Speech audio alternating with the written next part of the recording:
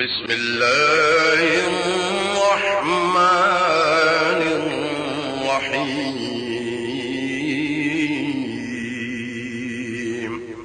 السلام علیکم ورحمۃ اللہ۔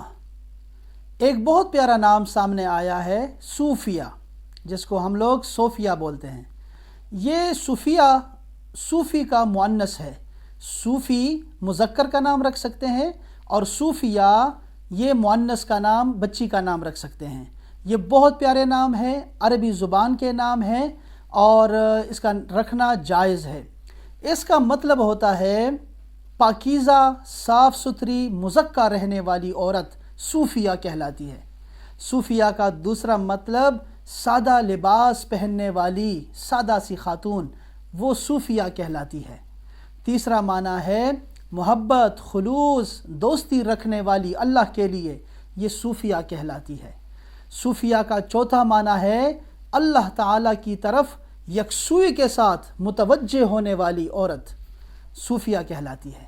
صوفیہ کا پانچواں معنی ہے اللہ کے لیے صف میں کھڑے ہونے والی، پہلی صف میں کھڑے ہونے والی وہ خاتون صوفیہ کہلاتی ہے، اللہ کی محبت اور اللہ کی عبادت کے لیے۔ اور آخری معنی ہے کہ اہل صفہ، جو صفہ چبوترے پہ رہنے والے صحابہ کرام تھے، فقراء، وہ اس کی طرف نسبت رکھنے والی خاتون صوفیہ کہلاتی ہے۔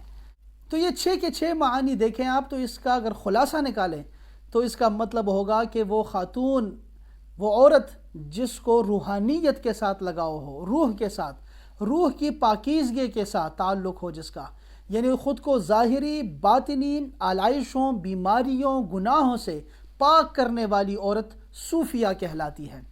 یہ اولیاء اللہ نے، علماء کرام نے یہ جو نام نکالا ہے، یہ تصوف سے لیا ہے اور کہا ہے کہ تصوف کا جو لفظ ہے یہ کچھ کہتے ہیں صفا سے نکلا ہے، صفا پاکیزگی اور طہارت سے نکلا ہے، کچھ کہتے ہیں یہ صفون سے نکلا ہے، چنی ہوئی عورت جس کا انتخاب کیا جاتا ہے اس سے ہے۔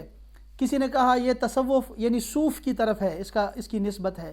بہرحال یہ سارے معانی اگر دیکھیں تو سارے معانی کے لحاظ سے یہ نام بہت پیارا نام ہے، اس لیے یہ نام آپ رکھ سکتے ہیں، چونکہ یہ نام، اس کی نسبت وہ انبیاء علیہم السلام اور شہداء، صالحین، علماء کرام کی طرف ہے، نیک لوگوں کی طرف ہے، اس لیے یہ نام رکھنا جائز بھی ہے اور خوبصورت بھی ہے اور اچھا بھی ہے۔ اللہ تعالیٰ سے دعا ہے کہ اللہ تعالیٰ ہمیں نیک اولاد دے، صالح اولاد دے اور اچھے اچھے نام رکھنے کی ہمیں توفیق عطا فرمائے۔ السلام علیکم ورحمۃ اللہ۔